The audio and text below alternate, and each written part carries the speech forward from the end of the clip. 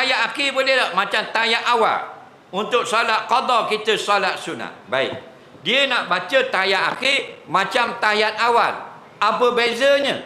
Tak ada beza. Super saja. Faham? Tayat awal dengan tayat akhir sama saja.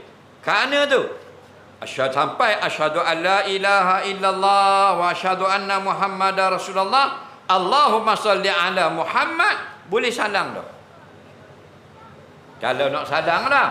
Cuma sunat abaat kita tambah wa ala ali sayyidina Muhammad, tambah kata sayyidina wa ala ali Muhammad. Faham lagi? Sudah cukup. Cuma afdal kalau tayat akhir kita kata selawat Ibrahimiyah. Allahumma salli ala Muhammad wa ala ali Muhammad kama sallaita ala Ibrahim wa ala ali Ibrahim wa barik ala Muhammad wa ala ali Muhammad kama barakta ala Ibrahim wa ala ali Ibrahim fil alamin innaka Hamidum Majid. Itu dah wajib.